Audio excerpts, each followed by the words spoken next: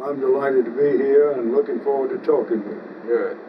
Before we get into serious discussion of your administration, would you mind telling us just a little bit about your early life and your family and growing up in Augusta? Well, I was born in 1925. My father was with Swift & Company, the meatpacking firm. A salesman for them. I grew up in Augusta, and I grew up in a family that was God-fearing and dedicated to doing the right thing. My mother was one of the most wonderful individuals that I have ever known. And so I had a very fine childhood. When I was about 7 or 8 years old, my mother took me down and enrolled me in the YMCA. They taught me how to swim. They taught me how to play football, basketball, baseball. Those sports were not in the public schools at that time. And later, as a result of that, when I went to high school in Augusta at Richmond Academy, which is one of the finest schools I ever attended, I had played enough football and I got a scholarship, a football scholarship to the University of Georgia. Otherwise, I would not have gone to college. I was the first individual in my family that ever attended college. And if it had not been for that athletic scholarship, had not been for that training that the YMCA gave me, I doubt if I would have gone. So I grew up in a family that was not dirt poor, but was not considered to be well off. I doubt seriously if my father ever made more than a couple of $100 a month. And back in the Depression, much to without my knowledge, everybody got their salary cut in half during the Depression, including my family. We had to give up buying a home and rent the home from the insurance company because of that. But I never knew that because I always had a good, healthy family relationship. I had a brother. As I said, my mother was just absolutely dedicated to her 2 sons. And I assumed the opportunity of whatever leadership that I could at a very early age. I was captain of the school board patrol. I used to stand out on the corner and protect the children coming and going from school. I was president of my class in high school. As I said, I made all-state football team. I had many good opportunities, but they were because I had a good family. And I always look back on my life and treasure my mother and my father for helping me grow up in an environment where I could continue to go on and do other things. Of course, when I left the University of Georgia after a year, World War II came along. And there I was at Georgia playing football. I was on the freshman team of the University of Georgia's Rose Bowl team in 1943. And I went to Georgia because at a very young age, because back when I was in school, you only had 11 grades. You didn't have the 12th grade. So I entered the University of Georgia at a time when I was 16. When I became 17 years old, the war had broken out, and I did what every red-blooded young American boy wanted to do. I came over here to Atlanta and enlisted in the Naval Air Corps. They took my papers, filled them out. After taking the papers, the naval instructor said, "You've got a problem." I said, "What kind of problem have I got?" He said, "You're only 17 years old. You've got to go home and get your parents' consent." So I said, "Okay." So I went back to Augusta that weekend. And I got to thinking about trying to land an airplane on one of those carriers out in the ocean with it bobbling up and down. And I thought, I don't believe I want to do that. So I went out to the Air Force base at Augusta and enlisted in the Army Air Corps. At 18 years old, I went through pilot training. I went through the World War II as a first pilot on a B-17 bomber, which was the largest aircraft that we had, except for the B-29 at the end of the war. I was the chief pilot, or the first pilot. I had a 10-man crew. I was the youngest. I was 19 years old flying that plane. I was the youngest man on the crew, but I was responsible for the crew. The war ceased in 1945 when we dropped the atomic bomb. I was headed to the 8th Air Force, having finished my overseas training and all, and the war ended. I had a choice: either stay in the Air Force for 4 more years or get out and go back to school. I chose to get out and go back to school. In 1945, I went back to the University of Georgia. I re-entered my athletic scholarship.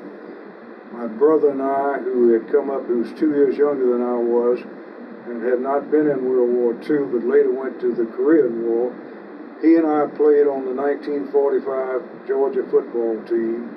We went to the Oil Bowl, which was in Houston, Texas. We beat Tulsa. At that time, I had taken exams. I really had only, as I said, a year of college work before I went in the service. Georgia had an opportunity, or gave me an opportunity, to take exams as a returning veteran, and anything I could pass, they'd give me college credit. I took enough exams that I was eligible for law school with 1 quarter's work as an undergraduate. So I went into the law school, and when I did, I went to see Coach Butts and said, I can't play football and go to law school. It's just impossible for me to do both of the things. Plus the fact I was backing up Johnny Roush, who was playing he was an All-American that year, so I was playing more defense than I was offense, so it wasn't a big decision on my part. So I went to law school. The law school at that time was crowded with World War II veterans returning. The law school takes 3 years normally. They gave me an opportunity, and others, if we wanted to go around the clock, 12 months out of the year rather than just 9 months. I finished 3 years of law school in 2 years. When I was in law school, switching over to politics, there were lots of people that were already running for governor and lieutenant governor and so forth. I had no interest at that point in politics other than trying to get through law school, go back home and get a job and go to work. But anyway, I went around the clock for 2 years. I took the bar exam before I finished law school. You can't do that now, but back in those days, they would allow you to do it. I came over here with some friends that had taken the bar exam for practice. I lucked up, passed the bar exam before I got out of law school. Knowing that I was a lawyer then and I could practice law, I asked my present wife of 58 years if she would entertain a marriage. We got married in September of 1947, which was 6 months before I picked up my law degree. We went back to Augusta. I entered a small law firm in Augusta, Hammond and Kennedy. It later became Hammond, Kennedy and Sanders. I practiced law, primarily trying cases in the courtroom in front of juries for 2 or 3 years. Richmond County was in the control back in those days of what was known as the Cracker Party, which is sort of like the Tammany Hall was in New York. And one of the big participants in that was Roy Harris, for instance, who had previously been the Speaker of the House in the Georgia legislature, and who was an avowed segregationist in every way, shape, form, and fashion. Some of us who had been served in World War II, veterans, decided that we didn't like the idea of having the county and the city controlled by the Cracker Party. So we joined the Independent Party and took on the Cracker Party and beat them. That was my first election in 1955 to the House of Representatives. I came to Atlanta. I served for 2 years in the House of Representatives. Vanderbilt was was lieutenant governor at that time and was getting ready to run for governor. I then decided to run for the Senate. I ran for the Senate, which was a rotation back in those days of 2 or 3 counties for each senatorial district. My district was Richmond, Jefferson, and Glascock County. I ran for the Senate for Richmond County. I won the election. I ran for the Senate for Jefferson County. They gave up their right to have a senator appointed, and I got elected again. I ran for the Senate for the 3rd time for Glascock County. They gave up their right to have a senator. I served 3 terms in the Senate. I was Vanderbilt's floor leader. I later was elected President Pro Tem of the Senate. And that's when I got decided that maybe I ought to try to run statewide. Well, at that time, the lieutenant governor's position, of course, was not a very strong position, but it existed. The candidate of the Vanderbilt group initially was Peter Zachgear, who was Ernie Vanderbilt's executive secretary. I was President Pro Tem of the Senate, so I announced that I was going to run for lieutenant governor, and Peter Zachgear announced that he was going to run for lieutenant governor. We started campaigning. This was in 1961-62. And while I was campaigning for lieutenant governor, I was down in Dublin, Georgia, making a speech, and the editor of the local paper came up to me and said, "Have you heard the news?" I said, "No, what's the news?" He said, "A retired Atlanta policeman who's now a lawyer by the name of Carl F. Sanders has just announced that he's going to run for lieutenant governor." I said, "You got to be kidding." He said, "No, it's on the news." So I went back to Atlanta and I thought about how I was going to get people to distinguish between Carl E. and Carl F. Sanders. I knew that Peter Zachgear and some of his friends had gotten that guy to get in the race. So I said to myself, that seems like an impossible thing. So I said, I'm going to run for governor. And then all of a sudden, these people from all over Georgia start coming in saying, don't get in the governor's race. We've got the county locked up for you for lieutenant governor. And I said, it's too late. I'm in the governor's race. So I started in the governor's race. Marvin Griffin announced, he was a former governor, with Garland Byrd, who was a lieutenant governor, and 2 or 3 other nondescript candidates. And we started running in 1962, campaigning for the governorship of Georgia. I opened my campaign in Statesboro, Georgia, which was the home of my wife. And of course, I didn't know at that time how much it took, what kind of effort it took to really run a statewide race. But I learned very quickly. It took a lot of money back in those days, not the kind of money that it takes today, but it also took an all-out effort. The county unit system was still in existence when I announced, and I knew that, but I still believed that I could win. The county unit system, in the middle of the campaign in 1962, the Supreme Court of Georgia, of the United States, not Georgia, came down with a decision outlawing this county unit system and putting it on a popular vote. I campaigned both under the county unit system and under the popular vote system. I won the election over Marvin Griffin. I would have won it whether we were under the county unit system or under the popular vote system.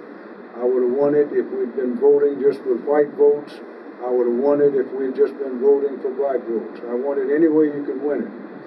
And of course, that was a wonderful experience and something that I will never forget. But right after that I won the campaign for governor, the Vanderbilt announced, or the courts announced, that we had to redistrict the state of Georgia, the Senate, the House, and Vanderbilt said to me, you are now the governor-elect. I don't have any more time other than to serve out my term. That's your responsibility, not mine. I said, you got to be kidding. He said, yeah, you got to redistrict the Senate. So I had to take on, before I became governor and still a member of the Senate, the responsibility of recreating the legislative districts for the Georgia Senate. I saw men and women, not too many women in the General Assembly back in those days, stand up after I explained to them that most of them, when they were going to vote for the new districts, would never again be able to sit in the Senate and serve because the district wouldn't allow it. And I was able to get enough senators to agree that we had to go ahead and redistrict the Senate, even though many of them would never come back to put that bill through the General Assembly. Therefore, that took me up to the inauguration. At the inauguration, of course, we had normal things that you have with a governor. We moved from Augusta to Atlanta and moved into the old mansion out in Ansley Park. Ansley Park mansion it originally had been a residence home. It was a big rock house, and it was not the most delightful place to live. In fact, many of the things didn't function that normally would function in a house. The type of labor that you had was prison labor, and my wife, God bless her soul, said to Ben Fortson, who was the Secretary of State, I don't know whether I would like to live in a house that's being manned by prison labor.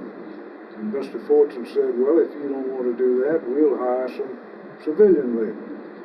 Well, he hired some civilian labor. He was in charge of the upkeep of the mansion. And of course, civilian labor came to work at 8 o'clock in the morning and got off at 5 o'clock in the afternoon. Prison labor came to work at whatever time you needed them in the morning, and it didn't go back to the prisons until sometime when you finished late in the evening. So after a short period of time, my wife said, you know, I wouldn't mind going back to prison labor if we can do that. So we did that. And of course, we lived in that mansion for the 4 years that I was governor. But we knew, and I knew from the very beginning, that that was not the kind of mansion that Georgia needed, was the kind of state that we were. So I undertook while I was governor the job of building a new mansion, knowing that I would never live in it, because you can't build a mansion for yourself. You got to build it for whoever is going to succeed you. And we were able, through my wife's efforts and the efforts of many other good Georgians, to put together the land out on West Paces Ferry Road, to build a beautiful new mansion. While I was building that mansion, the biggest critic, one of the biggest critics that I had, was Lester Maddox, who was writing a column in the Atlanta papers every week, telling me what an idiotic fool I was for building a new mansion. And the irony of it was that he wound up being the first one to live in it, and he never wanted to move out after he lived in it. Well, there's no doubt, Governor, that you and your administration completely turned Georgia around. You were responsible for a lot of the programs, and particularly our national image that changed while you were in office. Would you explain to us how the state of Georgia survived the great crisis of school integration and loss of the county unit system? Well, I think one of the most important decisions that I ever made was a decision that I was involved in before I became governor. Ernie Vanderbilt had run for governor on a campaign of no, not one, not ever one in the public school, meaning that not ever one, not ever having a black student. The Supreme Court and the federal courts had come down with the order of integrating the schools. The University of Georgia was under the gun for the admission of Charlene Hunter and Hamilton Holmes, who were two black students. Ernie Vanderbilt called a meeting out at the governor's mansion, 1961, I guess it was, 61, 62, and said to the group that was there, I was invited because I was the president pro tem of the Senate. But I've got to make the decision of whether or not to close the University of Georgia. And I'd like to go around the room and find out what the sentiment is as to what I might ought to do. There were 50 some odd leaders from all over the state. He went around the room asking for an indication of what he should do. 48 out of the 50 said close the University of Georgia. Myself and Frank Twitty from Camilla, Georgia, who was a House member, were the only two individuals at that meeting that said to Governor Vanderbilt, you cannot shut down the University of Georgia. If you did that, you not only would ruin the state, but you would create a generation of illiterates, and you shouldn't do that. He took our advice and the advice of the others, thought about it, and fortunately decided that he would not close the University of Georgia. So that was a decision that was made by me, and I think it helped him. He certainly gets credit for not closing the university, but I think that the decision of encouragement from me and Frank Twitty had a heck of a lot to do with him making the decision that he wouldn't go through with closing the University of Georgia. Therefore, that was a very important decision in the dynamics of the state of Georgia. After I ran for governor, and of course, I ran on a ticket of what we needed to do for this state, not on the ticket of what we shouldn't do so far as races were concerned. I have never run a political campaign, either as a legislator or as a candidate for governor of Georgia, and used racial division as a basis for my campaign. When I ran for governor, every governor that I've ever known prior to that time had always had some racial card that was involved in their gubernatorial campaigns. I don't know what caused me to think that way. Maybe it was my mother, maybe it was some coaches, or maybe it was some people that I grew up with, but I just never had the feeling that there was a big difference between whether my skin was white and whether your skin might be a different color. I had a paper route when I was a kid. Made 75 cents a week, gave my mother 50 cents and kept a quarter. I didn't know how to fold the papers to throw them up on the steps of the people. There was a black paper carrier named Charles Butler who taught me how to fold the papers so that I could throw them. He later became the principal of the high school in Augusta, Georgia, and I put him on the State Board of Education when I was governor of Georgia. But I grew up with no bias, no prejudice, and I've never had any prejudice or bias. I've always been a strong supporter, as you know, of the YMCA. The YMCA eventually encompassed no racial division. I work out now 3 times a week with one of the best friends that I've got, a black trainer by the name of Tony McClendon. He and I have been working out for 25 years, starting in the Lucky Street YMCA in Atlanta, Georgia. And I've got friends on all sides.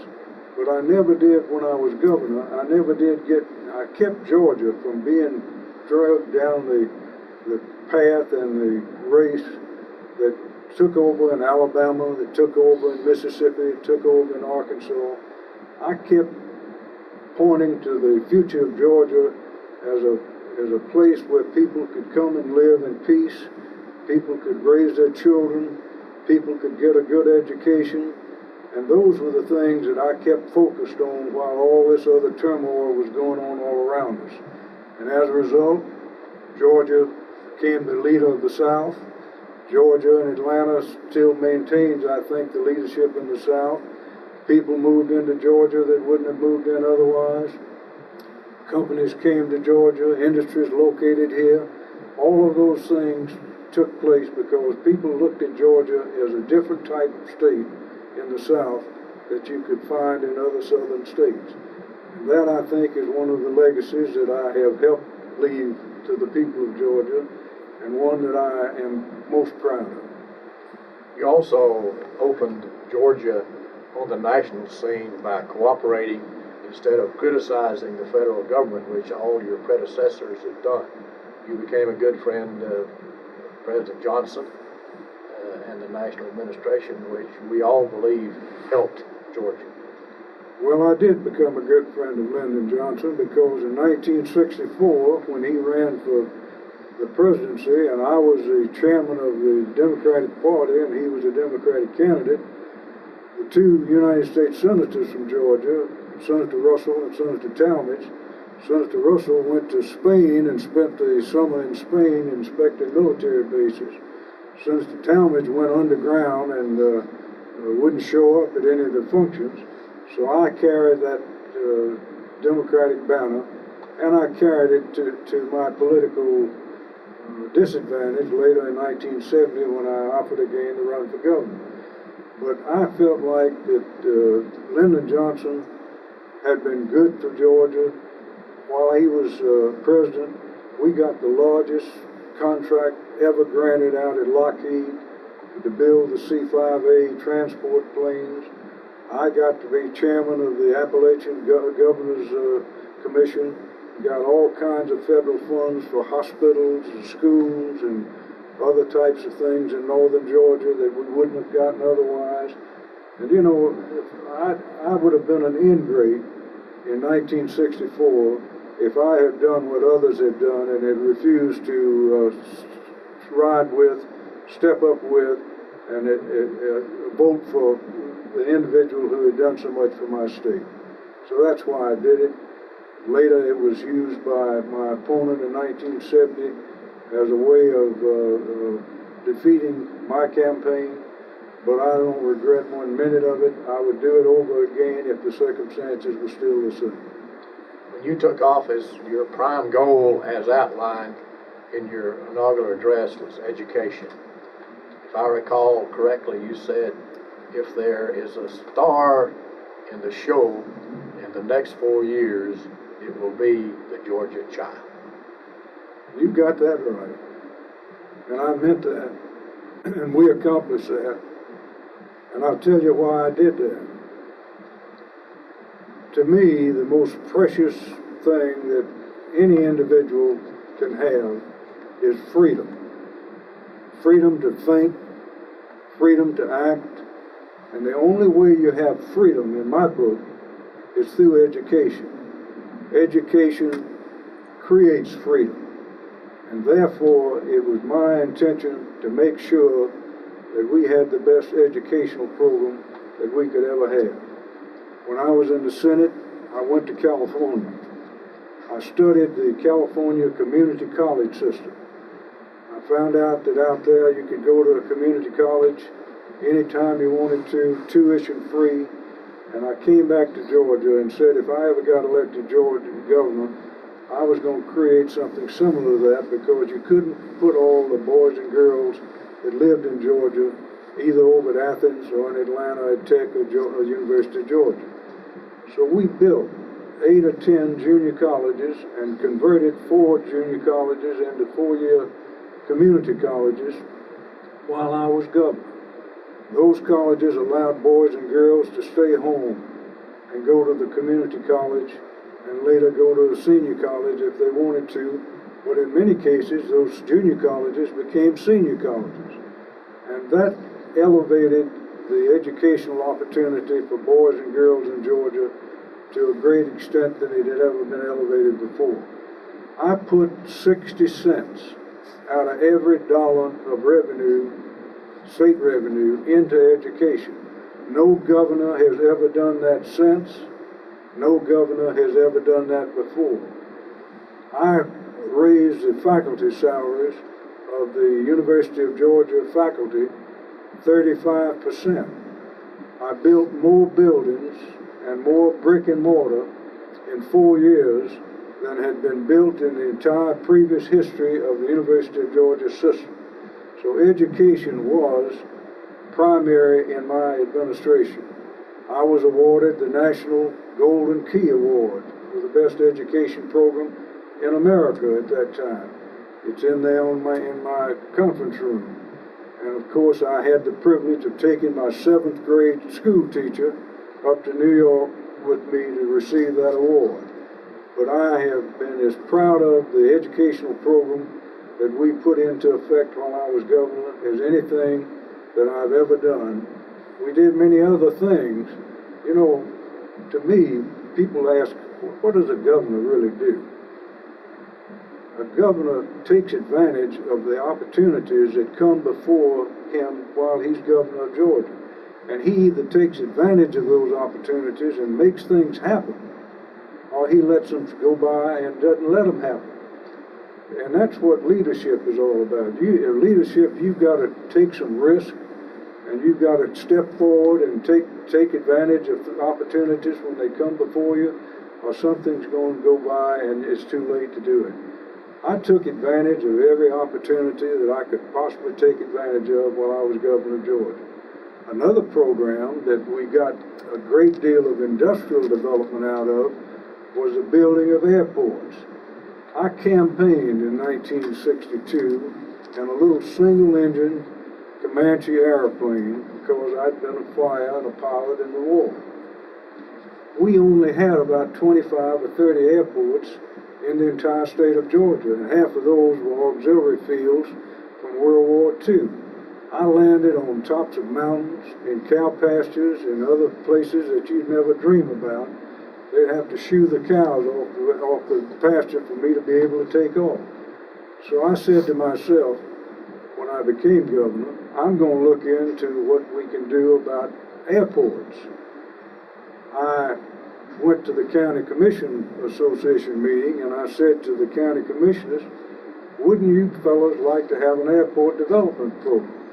They looked at me like I was crazy and said, no, we are interested in roads, not airports. And I said, well, thank you very much. So I went back and I checked into the airport funds in Washington, D.C., and I found out I could get a grant for a community airport, provided that the state put up half the money and that the national government would put up half the money, and all the county commissioner would have to do is provide a strip of land 3,000 feet long to build a community airport.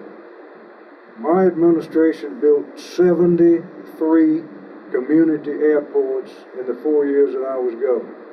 That was the #1 airport development program in America for every one of those 4 years. What that did, that allowed industries who were looking for locations in Georgia and who lived outside of the state to get in their King Airs airplanes, fly to a community that had an airport, probably a rural community that had an industrial site that needed a plant. They could fly in there, look at this industrial sites, fly back and make a decision. Before, they would have had to go to Atlanta, get in an automobile, drive 2 or 3 hours to the location, and they wouldn't do that. So we brought in more new industry than we could have ever imagined because we had those airports. You can't get 10,000 feet in Georgia today and look around in an airplane and not see an airstrip in Georgia. We've got more community airstrips than any state that I know of in the Union. That was a great program. We just had a variety of programs. Well, you created the Department of Family and Children's Services from the old welfare. I did do that. I did that because back in those days, they'd take kids, juveniles that got into trouble, and they'd put them into common jail over the weekend with hardened prisoners, and God knows what they would learn over that 3 or 4 day stay. We didn't have juvenile detention centers, but I built juvenile detention centers in every one of the congressional districts of Georgia so that it was not a prison, but if a kid got in trouble, they could take him into the juvenile detention centers. We had psychologists there that could train them and could work with them over the weekend. They weren't thrown into a prison with a common criminal, and as a result, we saved many of young people who otherwise would have gone down the road of criminal life, but we made them productive and brought them back into our society and gave them an opportunity to become good citizens. Another hallmark of your administration was the Governor's Honors Program. That was another program that we developed. We took the top students from the high schools around Georgia and sent them down to Macon, Georgia. I think at Wesleyan College is where we located it, and let them learn for the first time. It was sort of like me when I went to Georgia on a football scholarship. We had 60 freshman football players. I thought, because I'd been an all-state football player, that I was one of the best football players in the state, or in the Southeast. When I got up there, I found out that there was a lot of them that could outrun me, were bigger and stronger than I was, and that I wasn't nearly as invincible as I thought I was when I was playing football at Richmond Academy. I used that same theory on these high school students. Kids that thought they were the smartest kid that had ever come down the drain in their particular school went down to Wesleyan, went down there for 8 weeks or 10 weeks during the summer, and found out that they weren't nearly as smart as some of the kids in other parts of the state. And they had to work harder, but they went back home with a whole different attitude about what they needed to do to improve their own situation. That was a very successful program. You had a great administration. You left office as one of the most popular governors Georgia has ever had. But it was rumored at one time that you were considering running for the United States Senate. That rumor went around, was rampant. It got so hot that President Johnson and Senator Russell called me up to the White House and said to me, "Wouldn't you like to be a judge? This is my last year. I'm getting ready to go out." And I said, "Go on the Fifth Circuit Court of Appeals." I said, "No, I don't want to be a judge." They said, "Well, how about being the ambassador to the Philippines?" I said, "What would I do in the Philippines?" They said, "Well, you'd help us get rid of those communists over there." I said, "No, I don't want to do that." And finally they said, "Well, what about something like Secretary of Commerce?" I said, "No, I'm not interested. I'm really not interested in coming to Washington. What I would like is I'd like for the next appointment to the federal bench in the Northern District of Georgia to go to Hiram Undercoupler, who I had taken away from his law practice in Americas, put him as the revenue commissioner, and I knew that after 4 years he'd have difficulty going back home to try to recreate a law practice." Senator Russell said, "No problem, you'll get the next appointment." Well, the next appointment came up and I didn't get it. I found out, which most people already know, if you don't get your half of the political deal up front, you better watch out. You may not ever get to the other half. So the appointment came up and Newell Edenfield got it, who turned out to be a very good judge, and I had no problem with him. But I had been promised the appointment for Hiram Undercoupler. Fortunately, I had in my coat pocket, when that happened, the resignation of one of the justices of the Georgia Supreme Court, and I was able to put Hiram Undercoupler on the Supreme Court. He later became the Chief Justice of the Supreme Court, had an outstanding career. But I never really wanted to go to Washington and serve in the Congress. Most of the governors that I served with when I was governor, who later went to the United States Senate, said to me, "It's different. You're not in charge of your own decisions. You can't make the decisions like you made when you were governor of Georgia. You sit in there with a body of 100 individuals, and you sit and vegetate for about 12 years before you get enough influence to be effective at all." At that time, too, my children were teenagers. My wife was not anxious to go to Washington. The hippie movement was moving through the country. I did not want to take my children and my wife to Washington during that period of time.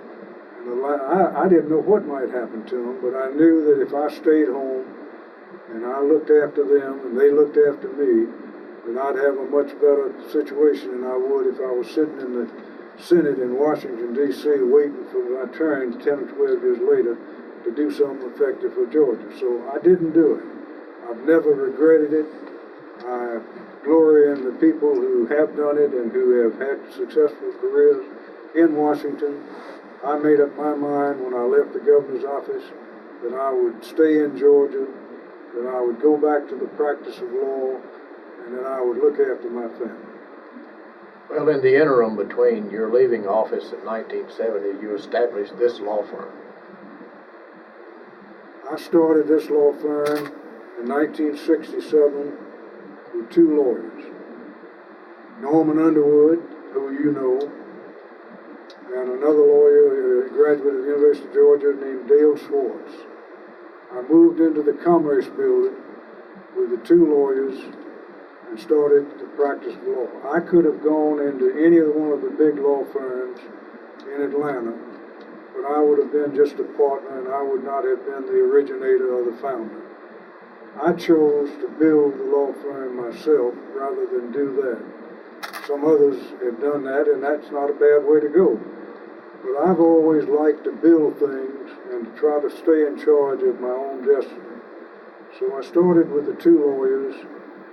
I continued to attract more lawyers to the firm. I was able to increase the business of the firm.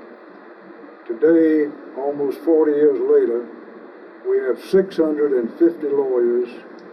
We have offices all over the world. We're in Hong Kong, Shanghai, London, we're in New York, we're in Washington, we're in Richmond, we're all over Virginia, North Carolina, and in Atlanta. And the truth of the matter is, it's gotten too big. I get on the elevator and I don't know whether I'm looking at a partner, an associate, a client, or some fellow who just got on the elevator by mistake. But it's been a wonderful experience to be able to go back to the field of law, the practice of law, and build a firm of the type that I've got now. And of course, I'm now at the point in life where I recently told them, make me the chairman emeritus, and I will do what I need to do and what I want to do, and I won't be worried about getting up every morning at early in the morning and working till midnight at night, but I'm going to let the rest of you do that while I try to relax it for a while. And then we come to 1970. You had made the decision to run again for governor. Correct. And I thought that it was a good opportunity because I still had some things in my mind that I hadn't finished and some things that I thought I might want to do that had come to mind during the time that I was out of the governor's office. So I announced for governor, and much to my surprise and my gratitude, I got the endorsements of most of the newspapers in the state. I got the support of most of the business community in the state. And of course, I found my opponent to be Jimmy Carter, who had previously run against Lester Maddox, and who was running again to the governor's office. That didn't bother me because I thought we would have a very solid campaign and we would discuss issues, education, industry, things of that kind. But much to my surprise, we didn't have that type of campaign. He took the position that I was now an Atlanta lawyer and that I was a friend of Lyndon Johnson and that I had had something to do with integrating the public schools and that was not the kind of things that you wanted in a government. He took the position that he believed in segregation, that George Wallace was his cousin, and that the segregated type of operation in government was preferred over the kind that I had stood for.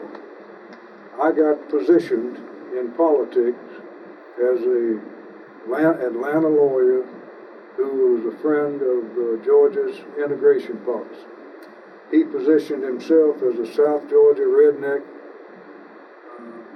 candidate who didn't believe in that, but contrary to everything else, people, when they voted, because of the race card that had been played, voted in favor of his election and not mine. I look upon that sometimes as a disaster, but in reality, I look upon it as really an opportunity for me to do the other things that I've done in life, in business and in law. Ironically, the inaugural address of Governor Carter was that if you've come to hear me talk about segregation, you've come to the wrong place. Integration is here, segregation is over. Martin Luther King Jr. is the man that I most admire. The things that I told you during the election, you forget about those and discard those. They were just campaign opportunities.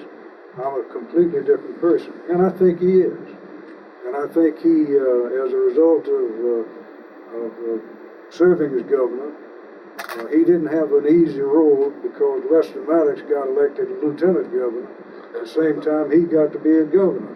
So everything that he tried to do as governor was almost a fuss and a fight with Lester over whether it could be done.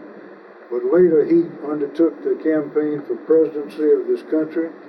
He got elected, much to the surprise of many of us when he first started. And of course, he's been, I think, a better ex-president than he ever was a president. He has gone out into the world and done some great things. And I admire the things that he's done. I've come to the conclusion that politics, is a tough business. Sometimes it's dirty, but you've got to be willing to take the good with the bad if you want to participate. And I've had a little bit of all of it, but I've come out of it in a good fashion, and I've still got my family, and I've got my friends, and I've got my law practice, and I've got my former political career. I'm not mad with anybody. I'm not trying to get and take out retribution on anybody that didn't support me or didn't for me. I'm as happy as a clam can be. I'm 81 years old. My health is still good. My family is in good shape except the loss of a grandson a few months ago. But I thank the Lord every day for what he has provided me with to do the things that I've done in life. You've been a great public servant. Now, may I ask you one more question? What do you think about today's party politics? Well, it's hard to figure out what party is which party. When I was in politics, many of the so-called Republican Party supporters were Democrats. Today, the Democratic Party in Georgia is not made up of the same types and same groups that it was made up of when I was in office. When I was in office, the community leaders, Ivan Allen in Atlanta, and a lot of others are all over the state, they ran as Democrats. Today they would run as Republicans. I don't know how this thing is going to finally balance itself out, but too often people say if you're a Democrat, you're a wild-eyed liberal. If you're a Republican, you're a conservative. That's a lot of malarkey. People, good people, can be found in either one of the parties, but it looks like Georgia, for the time being, has taken the road that they're going to be Republicans. For how long, I don't know, over the fact that the Democrats ran and ruled this state for 100 years. Thank you, Governor.